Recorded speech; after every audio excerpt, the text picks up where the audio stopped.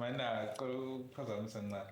Yeah. Lapha grade 9 to grade 12. Ikhamera yodwa nje It was just one camera bese. Ngangayinaki nokuyinaka. Ngayikhipha ngivuthulule. Ngisho ukuthi bamele ngisho. Yabona umthithi ngangivuthulula ngithi. Yeah. Ngisho phele kanjalo yabo.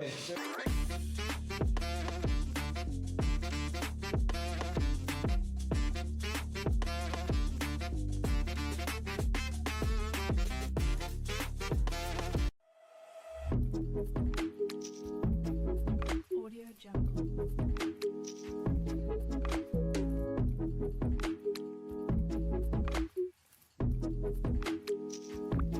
Audio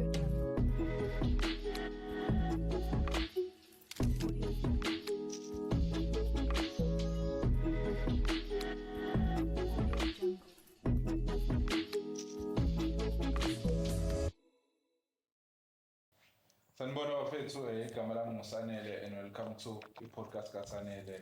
Ngoba nazi bafethu ukuthi ngihlezi ngishutha noJobe ngizomuzwa nje lapho esebhonga. Right now bafethu ngine guest ebaluleke kakhulu igama lakhe uProper Godini futhi sakwamukela kwishow yethu. Hayi ngibingelele nginamukele nami bobhuti. Ukraine bafethu. Ngiyaphila njani bafethu? Hayi Ukraine sicela usichazele nje futhi ukuthi ubani uProper Godini. uProper Godini Mthembu yimina. Kubuya leyo video le. Kubuya leyo video. uProper Godini Mthembu yimina igama lami nguSiyabonga Mthembu.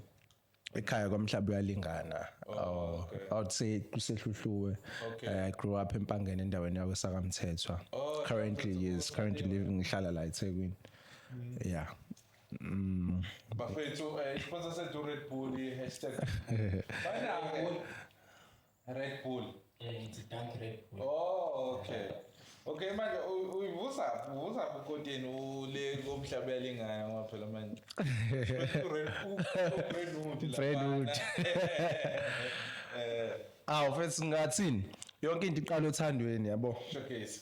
Into uma uyithanda akudingeki ukuthi izibe seduze kwakho ukuze uyithande. For an example, intombazane kuyenza kube necrush intombazane ehlala eGoli wena uhlala eThekwini. So ukuthi mhlawumbe uyibona efonini and stuff like that. Into uma uyithanda akudingeki ukuthi izibe seduze ngizama ukusho leyo nto. So nami fashion ngayithanda ngisayibuka from far of which sasibuka kuma TV kusekhona lento kwakuthiwa Selimathunzi khumbula leyo nto le yayingangiphuthi leyo show le yadlala ke SABC1 ilapho bese ubona khona ukuthi khona ezinye indlela zokugqoka mfethu apart from lezo ezibonayo aroundini ya nganginalento futhi ukuthi ngithi uma ngixoxa ngithi ngeke ngife ngavelanga kuSelimathunzi uma sixoxa siyintwana ayisekho manje fine ngabe sengavela kusakhona yabo so impahla ngayithanda lapho ke mfethu yeah ngakhula ezinto ithanda lokhu ukukhula kuyona yabo So manje from eMpangeni eThekwini usuka kanjani lena kwenzakalani ngoba usu-base la eThekwini? Ngafunda khona eMpangeni primary high school and then ngaqeda high school applied for isikole eThekwini of which nga-accept eMangosuthu ngafika kanjalo Mangosuthu University of Technology ngafika kanjalo ke Mangosuthu eThekwini show first year wami 2019 ngaqeda 2023 Jobe 2023 yeah and then 2022 saqeda 2022 and then ngaqhubeka futhi ngalandela inye jazz futhi 2023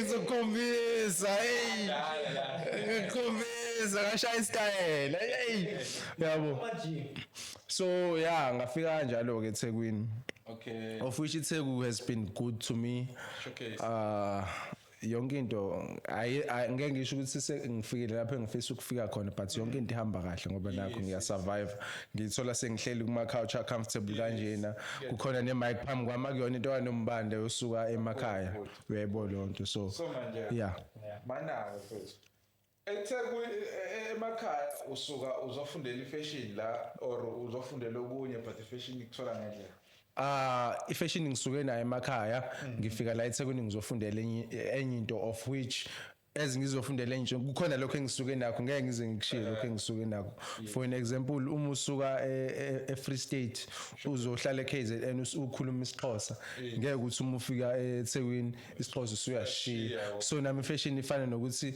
ifana ne-language exactly ngisuke nayo lapha bengisuka khona uma ngifika eThekwini kumele umuntu azi ukuthi mina ngifike la ngiyilento lena ngizama ukuthi mhlambe whoever oseduze wami ngimintroduce kuyona as umuntu omXhosa umuseduze wakhe uyithola nawe mhlambe sewazi amagama esiXhosa you understand lonto so nami ke ifashion ngifike nayo lana as isiXhosa sami ongangokuthi even abantu abaseduze wami gcine sengikwazi uba influencer ngokwe fashion yeah so yeah ngafika ngizokwenza marketing eThekwini of which yona le engayenza of which I'm still trying to enroll ukuthi ngiqhubeke nayo because it works for me ukuyutilize lokho engikwenza njengamanje yabo so yeah so bro mina ekhaya emakhaya amsebhedlela so awufuni wenkafi shwele shwele awushwele so manje ukuthi abona abantu abashaya ifashion or umuntu ofika nento ehlukene kufanele ukuthi utshaliwe yabo so kuyenzeka ukuthi unokintroduce izinto ezingafiki so abantu abayi-understand lento leyo yeah baqala be-criticize futhi sometimes so kuyenzeka leyo ngasekhaya and udile nayo kanjani yazi ukuthi lento ye-fashion bethu sometimes kuze kukhulume ngisho abantu abasondele nayo kuthiwa ngeke manje uyaphuma endleleni nami nje omunye wabo yebo ngeke ngashaya esinye iskindi bethu wathi hayi nika lami leskindi ngasi bayiseyihlabane sithini manje yabo into ngisho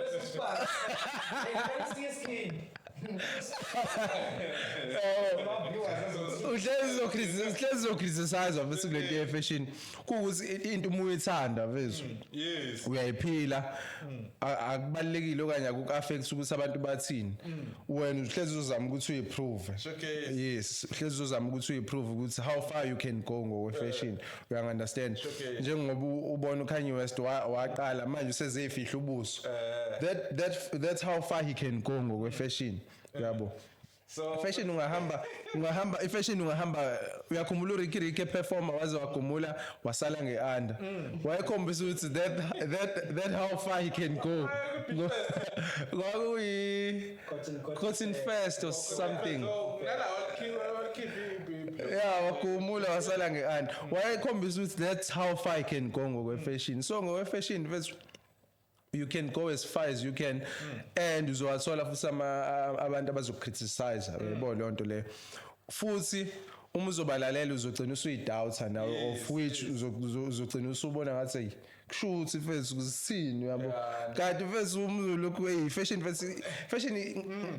ngeke ngize ngisho ukuthi i-lifestyle ifashion impilo wayona ngokwayo impilo nje uyikhetha ukuthi okay mina ngikhetha le path njengokuthi umzokhetha ukuthi mina ngiyosonta kuleli sonto so ne-fashion ngayithatha njengesonto ngokwami because as uvuka ekseni you live you breathe you eat whatever uyenza i-fashion exactly okay yazi ngiyibuzelani futhi ngingayibizi nangokuthi i-fashion istyle kahle kahle yabo ngibuza because I had similar experience because mina bengithanda like about grade 8 ngaba introduced to hip hop through ilengoma sure yeah so bayibuya washay comeback but you know introduced to hip hop kakhulu yabo ngayithanda so ngaqala ngathanda style sawo because umuntu ufike nabo track fits and stuff like that ngiyakhumbula so I remember ngakithi I was the first person to wear skin jeans telling you now yanjani khala awutshela ikhala yanjani khala wayesa pink hayi ngiyakhombisa nje kumele red pink green esayifikile lezo bro I think kwaku February because nale skin jeans ngangileke isibheke ibekuvile incane Yeah. Kuthiwa sikafiki uzolokhu uyosiqalaza lokhu the-jet Sure. ngasithola ngathenga ngikhumbula ngesiqoka esikoleni kwaku-Friday yabo kuswenko Swenkile. sure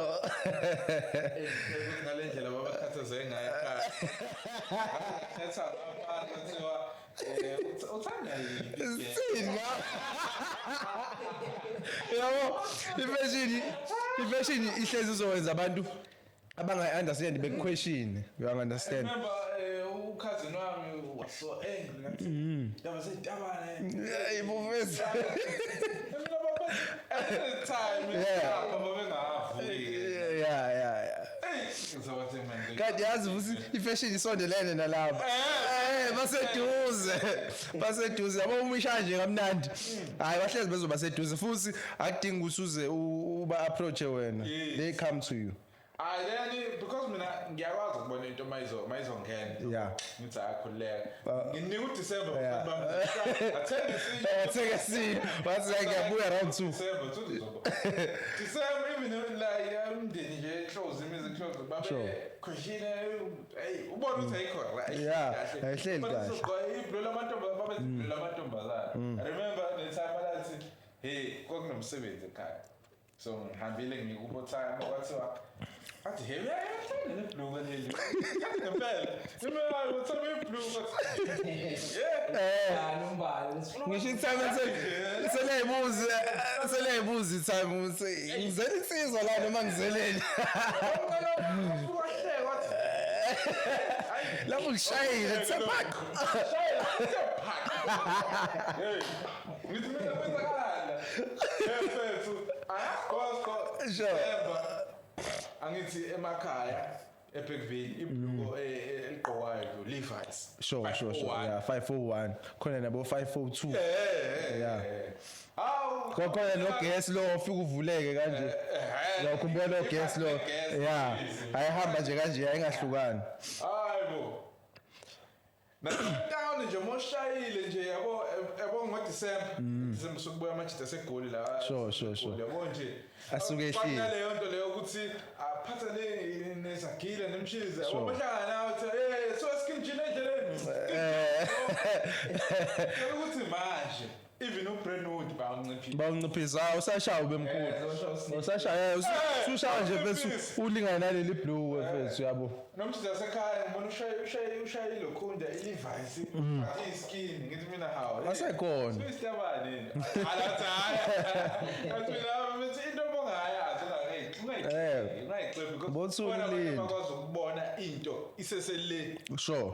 ubona ukuthi le nqaza le kanjani yabo Lento ye-fashion ngiqinisile uma sikhona abantu abathanda ukubona into isasele.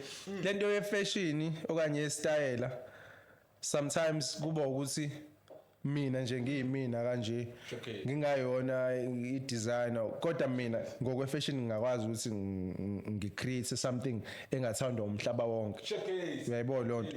So lento uma uthanda impahla ujwayele ukuthi ube neso lijulile when it comes to impahla. Like Exactly. khona, yes. Yabona ngisho lezi cathulo engigqokile namhlanje lezi. Manje ngwaye ngihleka mfethu usayi. Bravo, kanjani lezi? Kodwa uma ngena ku TikTok wami kona ivideo engiposte last week I think manje nama views awu 27k. Abantu babuza iplug ecathulo. Showcase. And lucky enough ngangqokile ijezi nalezi icathulo kuselinye blue. Abantu babuza iplug ecathulo ile icathulo zakho ayisho phapha. Kodwa the very best friend wami becriticize icathulo kanjani. Ngesikhathi abantu bebuza iplug ngiyabona ukuthi okay iso lami lijule kakhulu ezimpahleni. Showcase. Exactly kanjalo into ezimpahla. ngifanisa nengane mina ubamba ingane kanje Sure. manje wena uyayibona into iza lapha manje ingane Ayiboni ingane ayiboni. uzophikisana ukuthi why ayifethu yabona Yeah, njengokuthi umzali ume ekhuza ingane uthi hayiboy hamba leyo ndlela uyiphathe kahle. Showcase. Umzali useyazi ukuthi khona in ahead of lento esuke yenziwa ingane encane uyabo. So yeah, into ayifane naleyo kahle kahle. ilokhunja fashion so manje ngoba ulokhunja ushaya fashion unazo yini ifiso noma khona inhlelo ukuthi ube ne range yakho nje ebhalwe nje proper cotton because so singenza ukuthi umuntu uyathanda ushaya ilokhu nje efana nakho Yeah. but because mhlawumbe nomunye umuntu uzothi sengiyabhayitha lo mjinto Sure. mhlawumbe uma ufika nezinto zakho eqondene nami umuntu azi ukuthi vele uphila mina njengamanje yeah. sistayela yonke leyo nto leyo. Okay, currently mina ngiyi-photographer. Showcase. Yeah, ngiyi-photographer. Yona into engiyenzayo leyo. Oh, okay. Of which angiyenzi ngoba ngayifundela ngiyenza ngokwe-passion and stuff. Yes.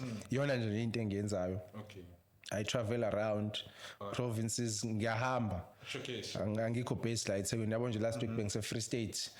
Kule yanyanga bengiseGoli ngiseThekwini manje.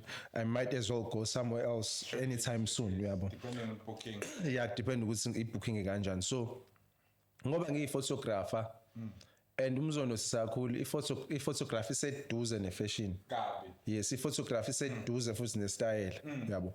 So ngine-studio engisebenzela kusona khona la eThekwini of which ngisebenza khona i-photography yami.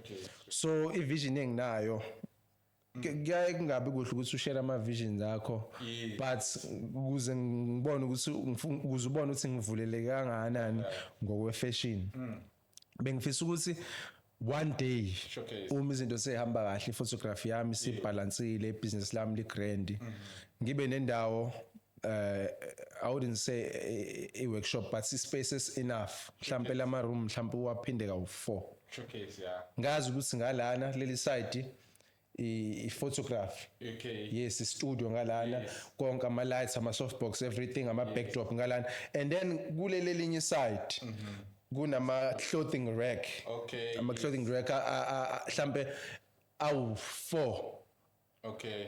kodwa manje ama-clothing rack alezo mpahla lezo angifisi ukuthi kube i-brand yami Okay. but ngifisa ukuthi ngidayise uyazi thrift No. thrift it's pre-used clothes Oh, but okay. ngifuna ezaphesheya Okay. yabo lonto let's say ngi-order mhlambe eChina Showcase. okanye leyo yokuqala i-brand it's a long journey engafisi ukuyihamba because ngiyazi usizongixaka ngoba ngala ngikhulisa enye i-brand so I prefer ukuthi Okay. I would prefer ukuthi ngibe ne-thrift shop kahle kahle so i-studio esiyi-thrift shop uma ngena ama-customer ami while esalindile lawa engisabhizi nawo ngalana ngala bayakwazi bebuka iy'mpahla be-window shopper and stuff like that okay, uyabo yeah. so Compliment.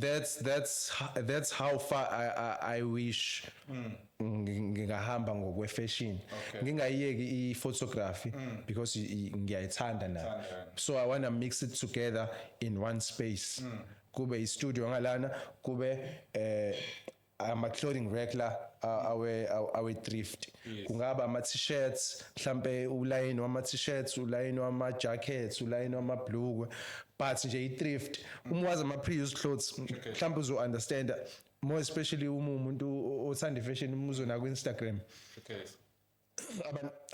abantu abaningi ama-models from Paris kusuke kuyimpahla ezithi ayifana nalezo ma-models from China models from UK kusuke kuyimpahla ezithi ayifana nalezo lezi engifisa mina ukuyidayisa yabo those baggy pants baggy jackets baggy t-shirts labo extra large sizes Ngiyabona. yes so that's how far I wish I could go ngokwe-fashion together with photography yeah So, ngimbuze la. So, proper in terms of the photograph, yeah waqala nini ukubamba camera nje or when did you take the decision ukuthi uqala i-photography i-passion iqalephi what was the driving factor how did you get about or how did you find yourself into photography?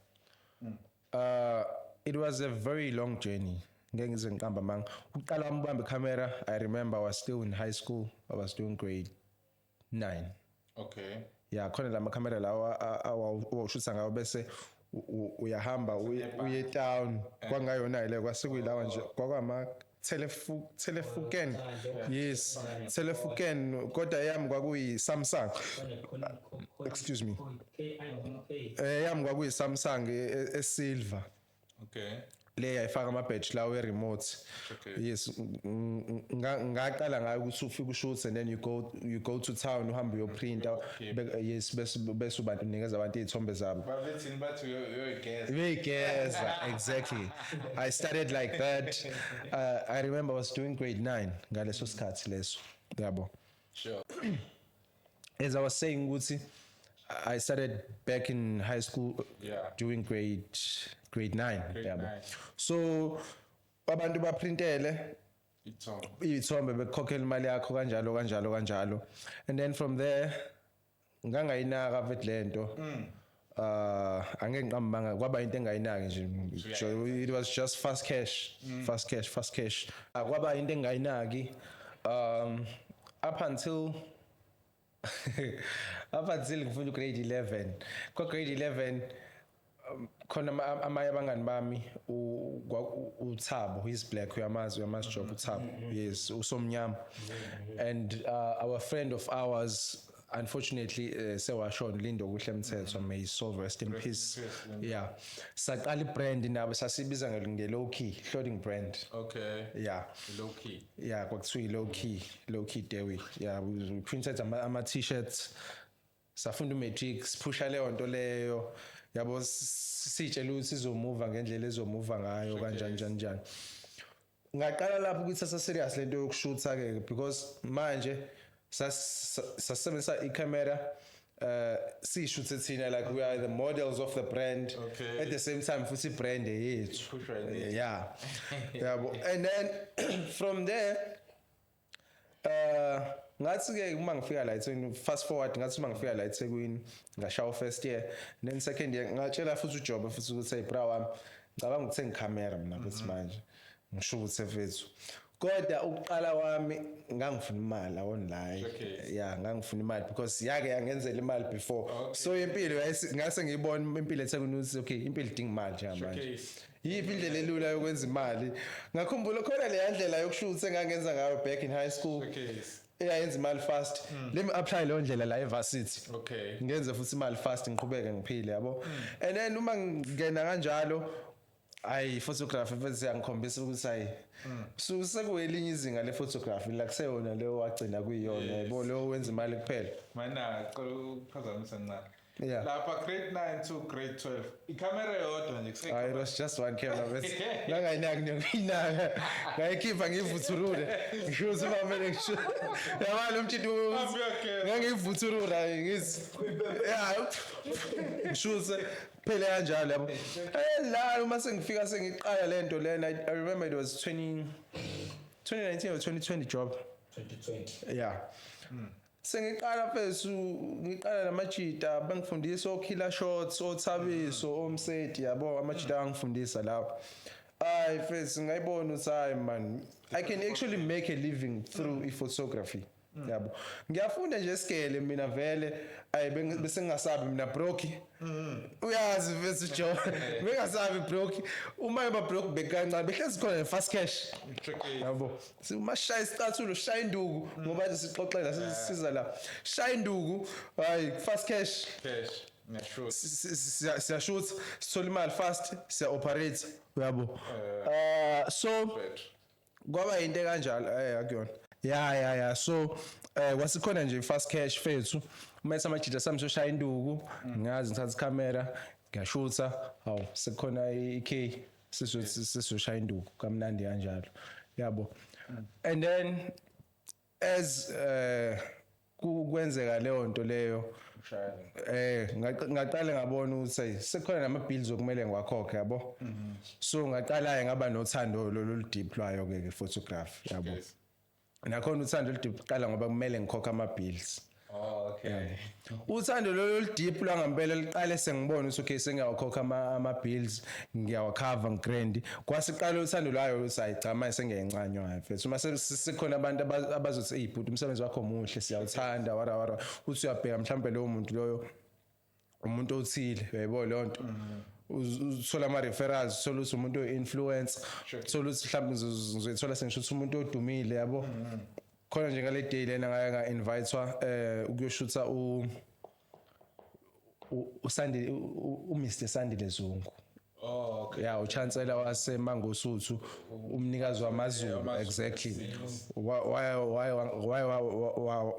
walentuzo wangiqasha ukuthi ngizoshutha yena emzini wakhe yabo umsuzoyithola ushutha abantu abakanjalo ilapho engaqala khona ukubona ukuthi ayi mfethu hayi okay photography I'm falling in love with it now yabo ngathi uma sengifola in love ilapho engayichoose khona as a career of which angiyifundelanga but ngiyayithanda yabo so ngagcina sengingene kanjalo ngagcina sengiyithanda kanjalo of which manje I don't think khona into engihlukanisa nayo ngale kwama bills but senginothando nje lwayo lu deep yebo lonto so yeah so manje umuntu bengabuza ukuthi ukumehluko phakathi nje uvele ngiyishuthele nje nge-Android yami ukuthi uzophatha ama-camera analezi zinto why kanti isithombe nje yeah isithombe ukuthi kunama angles kunama framing kunezinto eziningi verse for an example iframing nje iyodwa into ebalekile esithombeni yabo so uma ushutha ngefoni uyayibamba iframing but uma ungayazi ngeke uzuyibambe uyayibona lonto so kusuke sekunama angles athile okumele usebenze ngawo kodwa ama-iPhone nje ngone iPhone uyakwazi ukushaya siyabonakala isithombe secamera nese iPhone ngiyazi ukuthi siyabonakala ngamehlo uyakwazi ukusibona yabo ngiyazi hlezi kukhona leyo back lezothi umuntu hey mina mfethu ngine iPhone yabo asikho isidingo sokuthi ngiharishe iphotograph siyabonakala ukuthi isombe secamera art uyasibona usibuka ukuthi okay icamera kade ishutha la iPhone uyayibona iPhone ngathini akuyona iart ubuhle nje mfethu yeah ubuhle ngathini it's just luxury uma uyibhekile ese iPhone lento ifana nani kukhona iMercedes Benz luxury bese kuba khona iMercedes Benz vintage uyayibona into engisho le vintage art kanti le luxury ubuhle kuphela in terms of quality kuthiwa ama-iPhone allegedly angazi but kuthiwa ama-iPhone quality ivamsa ukuba even better than laba abashutha ama-camera exactly if you are looking for ubuhle uzobona ngathi it's better but if you are looking for i-art ngeke uzubone better besithombe se-iPhone kunese-camera okay yeah mina ngokwami angazi ukuthi mina ngokwami isithombe secamera ngisibona sisihle ukudlula ese-iPhone because si-art uyayibona lonto yes ilento le iPhone inama filter and iPhone I feel like it's upgraded kakhulu kanti ise-camera uwena who takes care of everything lapha i-lighting yonke into ikuwena uyayibona lonto ikamera ikhipha nje okunjalo ikamera ikhipha njengobunjalo ikhipha njengobunjalo kodwa futhi kuyadepend ukuthi uba uyisebenzisayo iyakwazi ikamera ukuthi ingakhiphi njengobunjalo nayo inawo ama settings inawo futhi izinto ezifana nama filter khona portraits khona landscape yonke leyo nto leyo kuya ngokuthi umuntu usebenzisa lephi setting kuyenzeka umuntu ebe orange kuyenzeka umuntu ebe mnyama uyayibona lonto kuya ngokuthi uprefer ukusebenzisa lephi setting lo muntu lo mina ngokwami mina ngiyichuzela icamera vethu ngisho ngaphatha utilili phone le kuthiwa i-parish ayikho inkinga so manje ilokhonja i-photography ukwazi ukushutha icamera noku-edit kubaluleke kangakanani if umuntu oshuthayo noku-editha futhi kuhlukahlukene khona uku-editha oku-natural bese kuba khona uku-editha ngizothi ku-artificial yes artificial of which uPhotoshop ukwenza konke khona umuntu uthola ukuthi uyangibona nginenduna kanjena kodwa uma sekuphuma isithombe ayisekho induna yabo lokho ke ku artificial kanti lokho ku natural u color grader nje enhance yonke lonto leyo kanti lokho ku artificial umuntu usuke sekupolishile mfethu ube ngathi into fresh kanje uyayibona lonto of which mina lokho angikuthandi ngoba ngishilo ukuthi i-photography i-art yabo sengathi ngashowcase ubunjalo bakho mfethu but kube kuhle even kuyi-natural yakho like ubunjalo bakho but still uma usibuka isongo usho ukuthi wow uyayibona lonto ngithanda leyo nto mina okay so manje wena as a photographer if ufuna ukushaya photoshoot wenze njani because I think like for example ngeke ngazwana nomuntu obebhaka umuntu esifazane uthanda ukubhaka yeah like bungekwazi umthengela ikhekhe like umuntu umthengela ikhekhe le khekhe likho right like isicefe nje ngiyawuza umbuzo wakho yeah we expect kule so wazi nokuthi umthengela uzokutshela ukuthi futhi ikhekhe nje uyalini akutshela ukuthi ayazi khona into ediwe la selective yeah uyayazi yes so wena wenza kanjani ufuna ukuthatha ithombe because kuba nzinyana ukuthi ushuthe yeah uma photographer vele uba selective for an example let's say mina nginama bookings awu2 woyi-2 ngo-10 a.m. already ayaclash. Okay. So sekumele ngithole umuntu ozokwazi ukuthi eyoshutha le enye. Okay. Yabo. Umthembayo. Yes, so kungena lapho kuba selective ngeke ngithathe noma ngabe ubani. Ngizothatha lo engimazi ukuthi uzoshaya lento engiyifuna because Yes. umuntu i-photography kahle it's you telling your own story. Showcase. So a story that I'm telling, you can never tell it. Uyayibona lento engishoyo. Showcase. So mina let's say ngifocus lapha ngishutha le camera leyana. I'm telling my own story. Now umuthatha camera ushutha le camera, you are telling your own different story. Uyayibona lento engishoyo. Yeah, so kumele ube selective vele kuyakuphoqa lokho ukuze istory sakho sizohluka from lezi ezinye istory ezithelwa amanye ama-photographer. Singamshutha umuntu oyedwa siba ama-photographer awu-5 but istory esizosixoxa ngaleso sithombe esizoshutha lapho will be different amongst us sobo-5. Uyayibona lento engisho okusho ukuthi isithombe sakho ngesifane nesami ngesifane ngisho ngathiwa sinikezwe ikhamera efanayo, model efanayo, lens efanayo, but the story that you're going to tell ngaleso sithombe will never be the same. Yeah. So manje I'm assuming ukuthi as a photographer une page like let's say for Instagram. Then abantu obashuthayo lapha khona ilogo yakho lapha. I-watermark Yes, watermark. angikholelwa kuyona. Awukholelwa kuyona. You know why? Okay, ibalekile ukuthi ube nayo ilogo. Yeah, it's fine. Ube nayo ilogo ungayifaka mhlambe as profile picture ye social media page yakho. I-right lapho uyifake kwi-cover ye social media account yakho i-right lapho. But mina ngikholelwa ukuthi esithombeni seclient sekumele ibe khona. Okay. Asikho isidingo saleyo nto. Kuyenzeka umuntu uzomshutha isithombe sihle esithande sezocasulwa ukuthi ufake le watermark yakho engabe sabuya kuwena ngenxa yokuthi izithombe zakho zinhle but unyanyiswa ukuthi wena ufake watermark yakho bengafuni watermark yena ufuna ini isithombe. So as much as une logo or whatever it's fine iba nakho ukubeke lapha kuma accounts akho ungakufake kwisithombe seclient. If kuukuthi usabala abantu ababhayithayo okanye uzobhayitha isithombe sakho it's fine, let them bite it kodwa they can never tell a story when that you tell. Exactly. Yeah, so ngokwami mina ngikholela ku watermark and angisoze ngayifaka ezithombeni zami. Cabanga ukuthi mhlawumbe mashutha okay isithombe sodwa sisende kabili kube khona isiclean esinewo. Because lento le ekuthiwa ama-carousels kulokho. Yazi lento ifana nani? Ifana nokuthi uzofike umuntu umshuthe and then bese umsendele isithombe esi-raw file bese umsendele isithombe esi-edited. Okay. Angisiboni isidingo saleyo nto leyo. At the end of the day I'm trying to sell quality not quantity.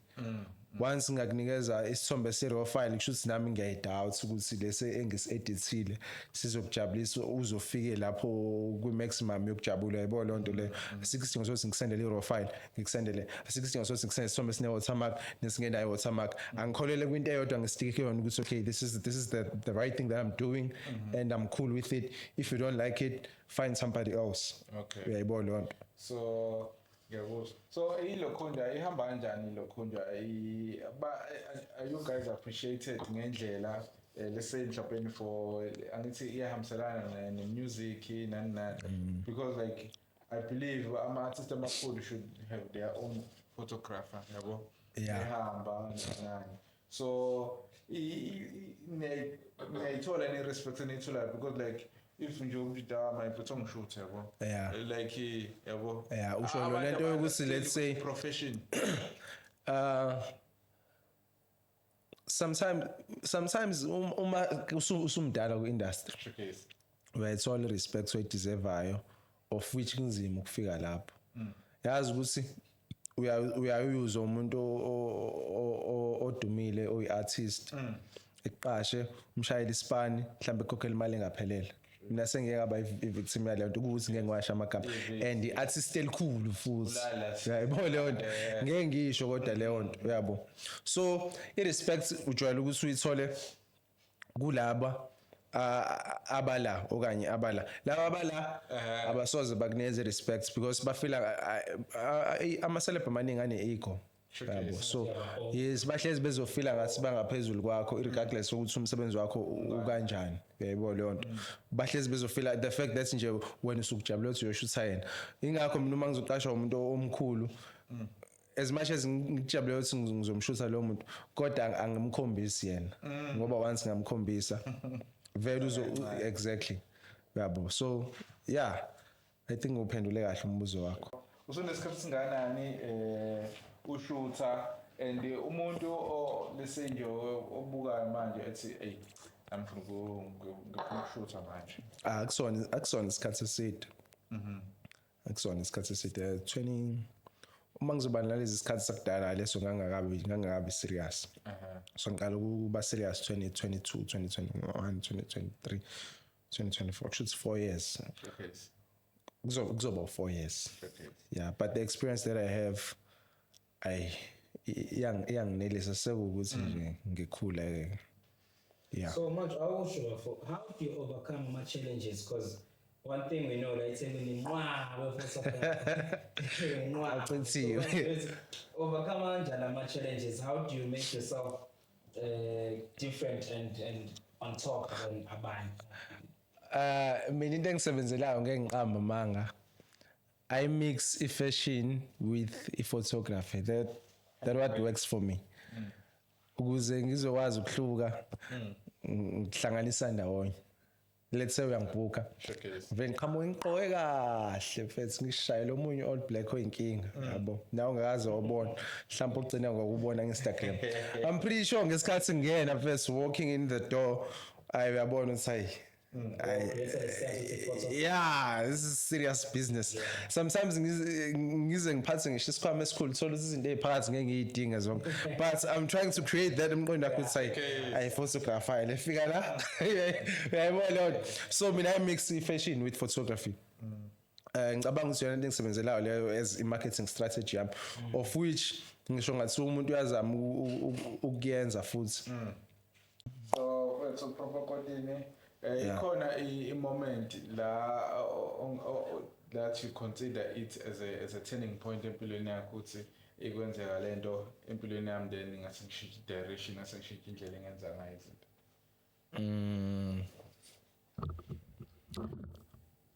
kushuthi kahle ngibuza into enzima engeke ngahlangabezana nayo ngokuthi ngafuna ukushintsha indlela engenza ngayo izinto yeah mhlawumbe omunye engathi iyazi mhlawumbe isikhathi kuze kuyi-COVID ngaphelelwa umsebenzi oh yeah that's why ngiyi-content creator ngabona ukuthi let me take this direction njengoba ungibona sengami mhlawumbe into eyakwenza ukuthi ushintshe nje indlela ocabanga ngayo indlela owenza ngayo izinto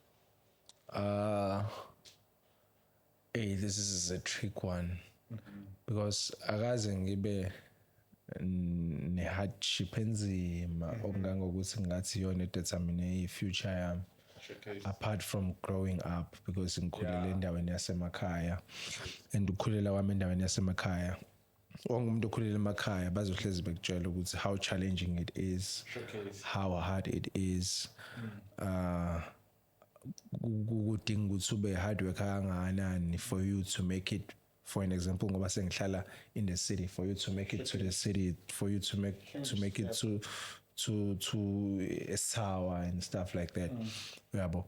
But sengilapha engikhona ama-hardships engike ngaba nawo ayikho engathi ke yangichallenge kangako because even isikole akaze sibe inkinga kakhulu ongangokuthi sengakhala ke manje.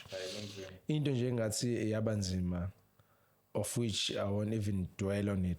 It's growing up from a disadvantaged area. Yabo. Because there are so many challenges. You have to walk to school. You have to walk to school. Fika esikoleni unethiwe yonke leyo nto leyo of which it serves as a motivation for you to leave the place to a better place. Yabo. So yeah, ama challenges ngaba nawo nje ama challenges of growing up of which okunye you can't even recall ngoba izinto zakudala sekade zadlula yeah usungasho ukuthi hayi life mfethu yabo ngoba khona umuntu uzotshela ukuthi mina growing up ngangibulishwa and stuff like that. Showcase. Mina ngangithatha njengokukhula that's growing up because I think ngenhliziyo esheshayo ukudlulisa ezinye izinto I can't even recall ngiyakhumbula ukuthi kwakwenzeka ukuthi nokuthi but I can't recall in details. Yabo ngiyashesha ukuthi into ithi mayenzeka ngisheshe futhi ngidlulise ngisho ngangenza step ebuhlungu manje ngiyashesha ukuthi ngidlulise and carry on ngisho ngathiwa mina now we no longer in good terms but ukuthi ngidlulisile ayisangibambanga mina yebo lento engishoyo so yeah. So Jobe everyone must grow. Okay, then mhlawumbe eBhayibhelini lakho for this mhlawumbe into mhlawumbe ngasho ufuna achieve because iBhayibheli lethu ku bucket list nje sina into esifuna ukuyenza we wanna work with professionals njengoba sebenza nama business then expose. I wouldn't say ngifuna approach okanye ngitake along nama commercials and stuff like that. Okay. But my main goal is to be fully booked every day. Showcase. That's my main goal. Yes, I want to work. I want to make money. I want to make. My main goal was at least I'm getting reach 35 ngazi sengiyimillionaire with what I do. Showcase. Yabo mhlambe sekukuthi senginamanye ama streams of income of which they arose from what I'm doing currently. Showcase. Yabo so my main goal is to be fully booked. Showcase. Every day ngazi ukuthi I'm booked ngingahlala endlini ngoba ngithi anginayo booking ngoba ngithi umsebenzi awukho yebo lonto. My main goal and my main dream of which it's what I pray for every day. So Be always fully booked. Showcase. So sakhuluma ngokubhuka utholakala kephi umuntu engabhukha kanjani? Okay, abantu abaningi bangithola from Instagram of which it's my personal account and then I business account ayikho busy mangiqala ukuyikhulisa and stuff like that. And as well on Facebook ngine business account but to be honest with you abantu abaningi bangithola through my personal account because bazi mina and then bese basabheka ukuthi bazi mina I do fashion bese basabheka ukuthi I do fashion I post content while ngishoot abantu and then that's how they get to know me and TikTok as well. TikTok is such a big platform, marketing platform that we have right now. So ngisebenzisa no TikTok isikhathi esiningi. So abantu abaningi bangithola from TikTok. On TikTok it's proper Kotin. Showcase. Proper Kotin, proper in Zulu and I mean proper in English and then Kotin in Zulu kama lodwa. Yeah, bese kuthi on Instagram proper Kotin. Nakhona it's one the same thing proper in Zulu I mean in English and then Kotin in Zulu and then business account yami ya Instagram it's proper Kotini _photography. Oh, okay. Yeah. Okay. Bese kuthi on Facebook it's proper Kotini Mthembu, that's my personal account.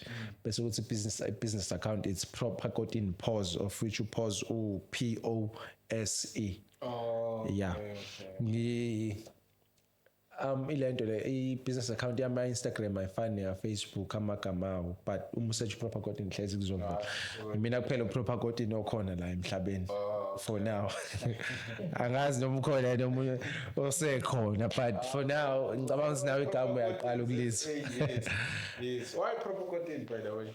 I was given igama by my friend wangiqamba kahle ngeke mention earlier on kusanda qala podcast his black. Okay. Uthabo Job. Yeah, uyena wangiqamba igama ngihlezi ngizofuna ukuyibiza ngicama uKotini hlezi ngifuna ukuswenga and then he came with the name ukuthi Kotini wakho boy is proper so why singakubiza proper Kotini. Yeah, and then igama came through like that ngathi mangilethi ngalithi ngaligqoka ilangilinga yabo vele ngathi ayiphe kwabo ngalo leli gama leli yabo so that come kanjalo was given igama by my friend of which he's still my best friend. Showcase. And he's doing an amazing work. Uyawazi uJob umsebenzi wakhe mhlambe naye ngenina bra he does art. Showcase. Yeah, but we are customized. He's black. Oh, he's black. Shout out, bro. Yeah, I enjoy ngiyayifatela. Yeah, nimbiza uJob uyamazi sponsor yakhe uyasazi and ukwasebenza naye no Dog Durban. Okay, Yeah, okay. Dog Durban yamhlonipha kakhulu. Yes. Manager, yes. no susibeme mina sengisho lesisponsor sakhe sike sahlonishwa nawe yento Oh, yeah okay. Ngisho wona ukuthi Yeah. yes manager yes uDr Man uya customizer uyapenda Okay. uyapenda impahla amateki everything No. yeah he's dope so umsebenzi wakhe Ngizomthenga. uJobe wamshayela nejacket ngicabanga ukuthi wayibona ijacket yakhe ebhaliwe la ngemuva Jacket. yes i-denim jacket Yeah, ngiyayibona ikhumbula.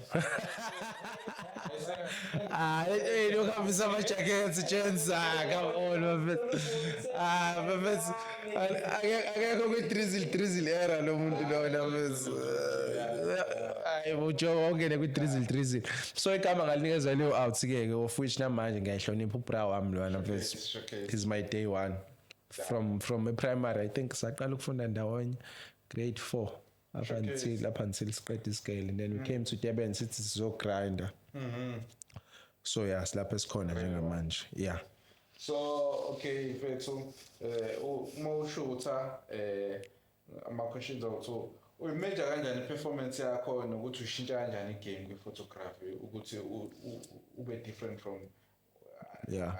from other photographers or from another photographer. So uyimeasure kanjani performance yakho ukuthi hayi okay yabo manje ngiza kahle nanokuthi ushintsha kanjani igame. remember me saying ukuthi I don't sell quantity but I sell quality Showcase. so quality is my main priority Done.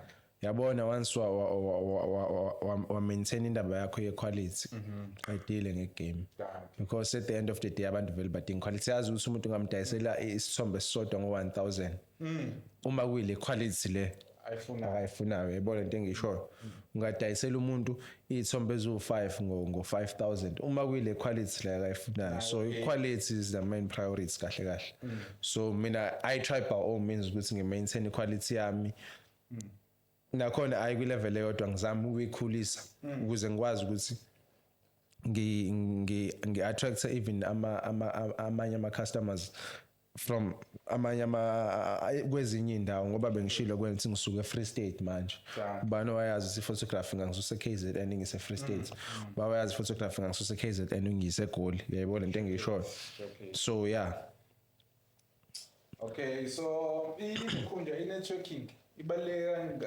kanjani kwi-photography? ibalekile ukukhulisa ilento le i-brand yakho for an example let's say mina I'm a photographer khona umsebenzi okumele ngiyowenza mina odinga iphotography udinga nevideography Showcase. so ingena lapha i-networking kumele ngi-outsource yabo kuzomele ngithole ivideographer engiyithembayo ngizohambe ngiyosebenza nayo exactly yes as ngisebenza nalowo muntu lokho mina ngikuthatha as i-networking exactly so building relationship nabantu abaningi abahlukahlukene Showcase.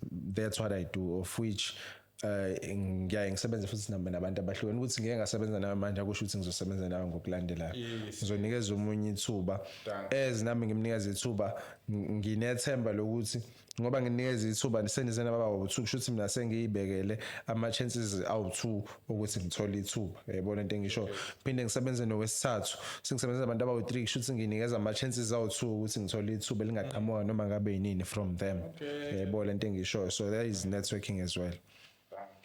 Okay, right now, can you share my questions? Actually, to us as a sponsor. Yeah, man, so the social media straight, then start on topic of 5, then comment the go on and then Yeah. games. Okay, let's go. Bonus 7, so X. Okay. Yeah, X.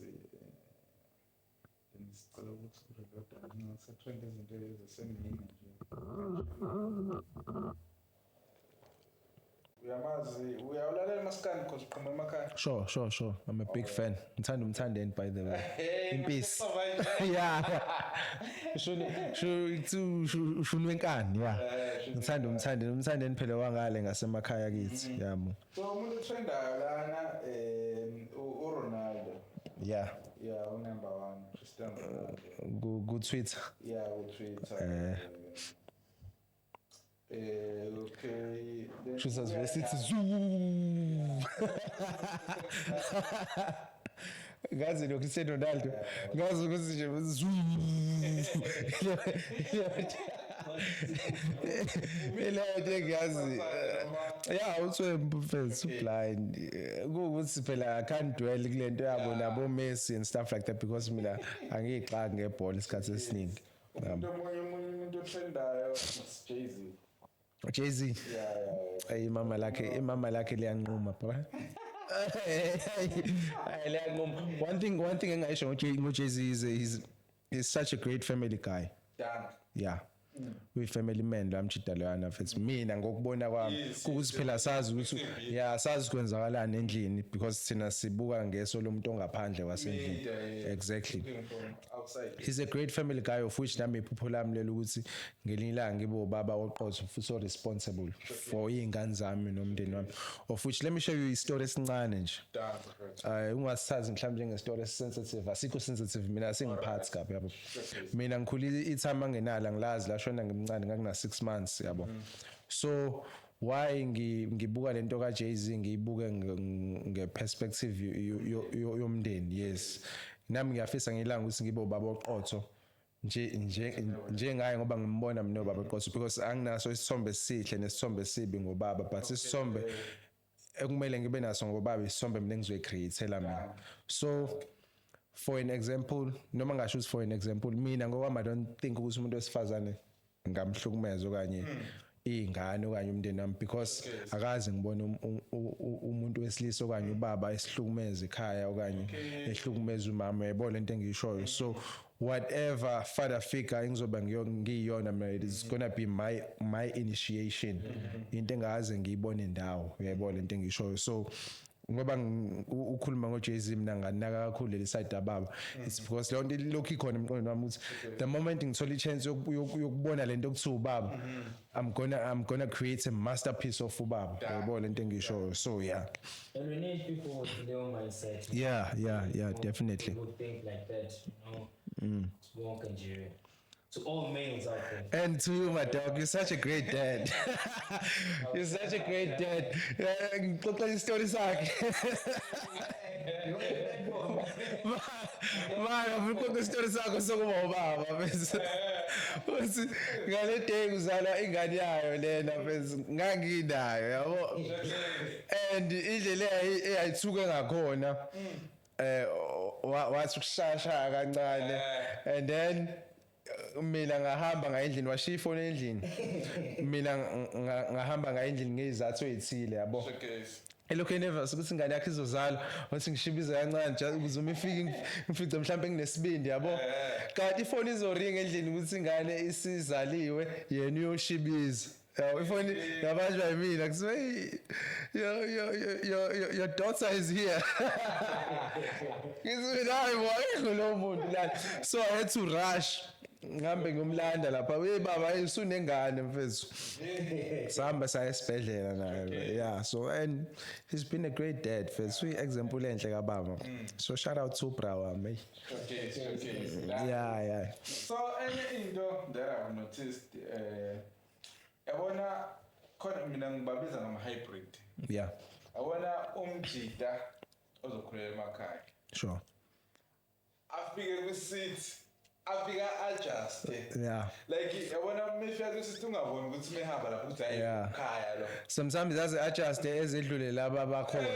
Yeah, kuyenzeka. Impilo mase emakhaya futhi uyakwazi bese simo sasemakhaya mela futhi uyabona ukuthi I think labo bantu labo bambala kodwa bambalo. Yazi ngitshela ukuthi kube kanjani. Mina ngokwami ngizokhuluma ngeside lami me growing up. Mina I was privileged ngokuthi ngikhulele emakhaya, but ubhuti wami omdala ubenomuzi esuburbsini. Ubhuti wami omunye engimlamayo ehlala elokishini eJoburg, yabo. So holidays June ngiyovashela ubhuti wami elokishini eGoli, and then mhlambe December ngiyovashela ubhuti wami esuburbsini eRichards Bay. Mina ngihlala emakhaya, yebo lento engisho.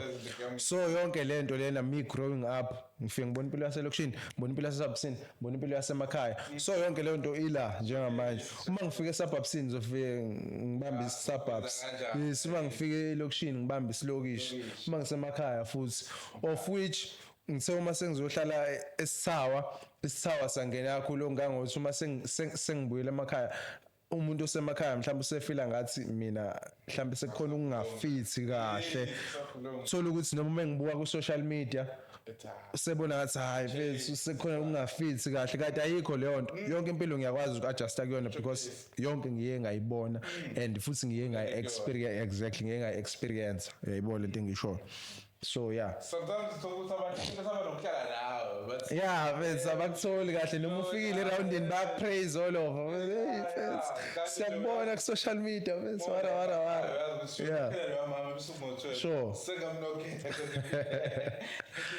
yeah mfethu so ukuba privileged yeah showcase as much as ngikhulela emakhaya but ngaba nenhlanhla yokuthi ngi-experience yonke impilo before ngize ngiyimele ngokwami nami ngiyafisa ukuthi yabona mase nginomndeni nje ngizipictureisha ngihlala in a city or suburb Yeah. but kube khona ukuthi makuvale ikole behambe uvashe emakhaya beyohlala nogogo yes bebone le yes uma kuneyinkomo ekhaya khambe kuyoluswa uyayibona leyo nto ibalekile leyo nto yenza ukuthi umuntu let's say ngisho ngathi impilo yamhlula la eSawa ekwazi ukuthi ebuyele ekhaya and efike make a living there uyayibona lento engishoyo so yeah into etrendayo uDr Cat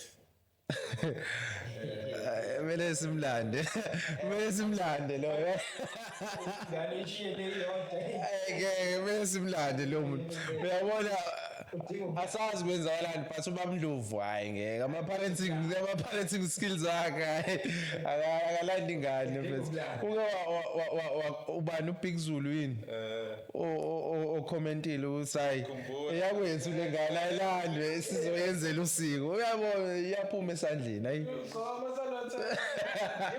usabhekela kusegqoka uplastic mfethu sini uzambona usanethathu yonke indawo kusasa ayisekho udidekile mfethu mina ngokubona kwami ngibona ngathi udidekile and umuntu owumZulu yes we understand kwenzakalani we understand ukuthi kwenzakalani I'm pretty sure le ndoda lo baba waNdlovu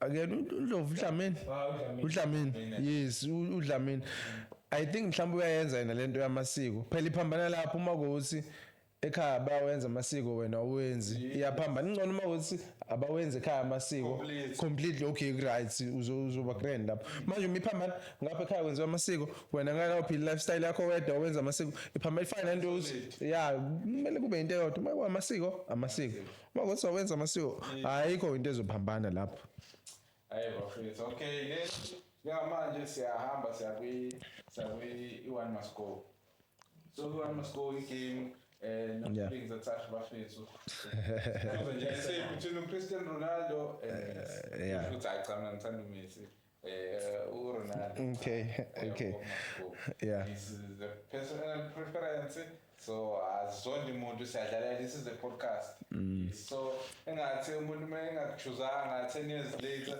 suza umsebenzi naye yakhumbula wena bese podcast uma siya scrolla ethi yakhumbula podcast ukuthi wena wenza kanjani okay Jobe start with the City Young Stunner and DJ Jaivan Stan Andy Will akuhambe mfethu lo munye DJ Jaivan akuhambe DJ Jaivan okay ngichuza lo hambayo choose lo ohamba yeah I'm not choosing the one that is staying uthi ubani ehamba yeah okay akuhambe DJ Jaivan mfethu Sallandana yeah Andy Will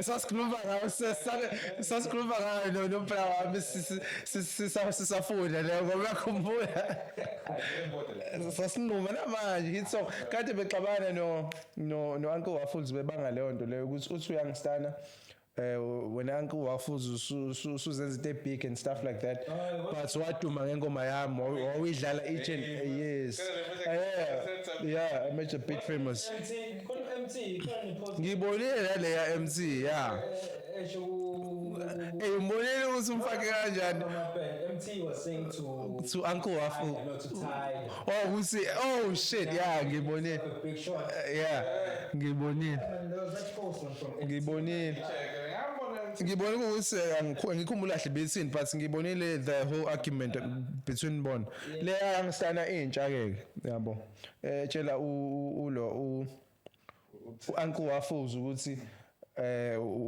usezenza big manje but ukuduma wakhe waduma ngengoma youngstana wayidlala gig after gig yabo so waduma ngaye edancela abanye usho njalo youngstana base beyitshela ukuthi ingoma yakhe hayibo nizwile le freestyle yakho angelo akuwazi kusway in the morning ubuye ngaleyo nto phela ukuthi hayibo I'm the first mapiano artist to go to sway in the morning uhlangana phi yena nama freestyle la kuyo into abantu be hip hop hayi kodwa umbona umtiki kanjani naye sekhuluphele bra Okay, guys. kade sikhuluma ngaleyo nto endlini nangu angu wafuzi manje sini so anti wafuzi Noma ngokungaqhubeka. Wongo setrio.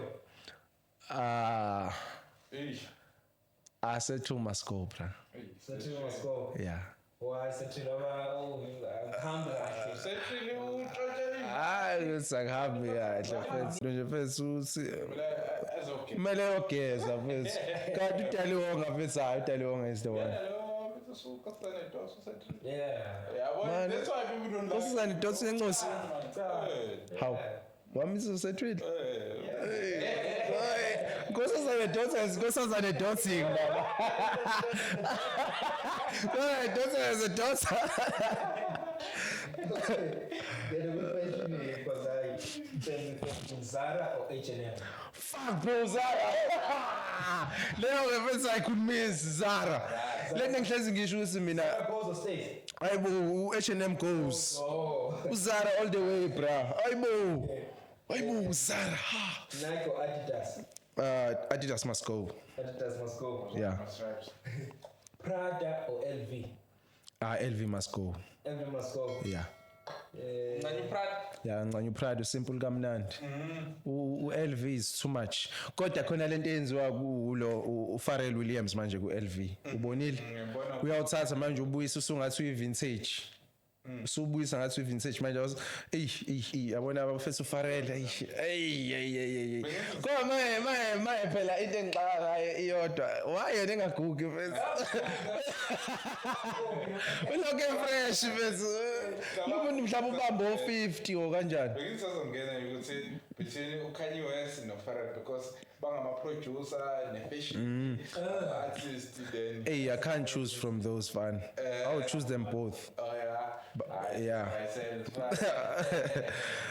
manini wayengagugi la mjida loya kade ngibuka no-Asha zakhe, u-Asha kade evele khona enye ividiyo ade i-relate ngiyibuka I think it was a fashion show ewuvele u-Asha uyaglowa vese ngathi umfana ona-18 yini babenzani iskin basi-ayina noma kwenzakalani akona ama-jeans leyanto yenziwa labantu balokhu be-fresh vese For me, Versace or Gucci.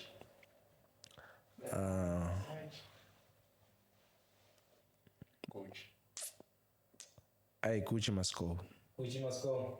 Yeah. I know Versace must go Versace must go yeah Versace must go yeah Gucci must stay Why Gucci is easy accessible ey'ndaweni thizeni. ayingeke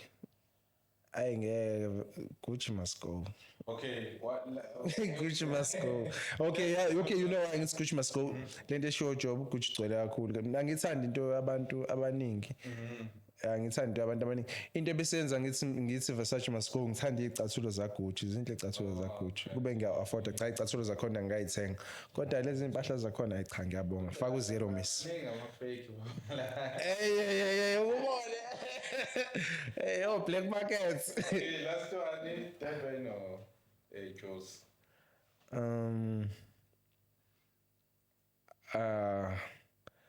I love Durban for a lifestyle, but let's say I get an opportunity to go to Joburg and hustle there. yes I would definitely go to Joburg, but ngibuye eThekwini for a lifestyle. yasebenza Yeah, I love lifestyle yase Thekwini.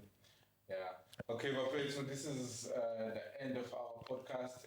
Ngicela ukubonga kakhulu uPropo Content for when isikhathi mfethu Siyabonga mfethu, sicela mfethu for the last time ushare ilokhunja ma-contact details akho then ishayile. Oh, last thing ngicela usi-endorse mfethu usho ukuthi bafethu proper coding lo nge-podcast kaSanele cela nifollow bafethu Yeah.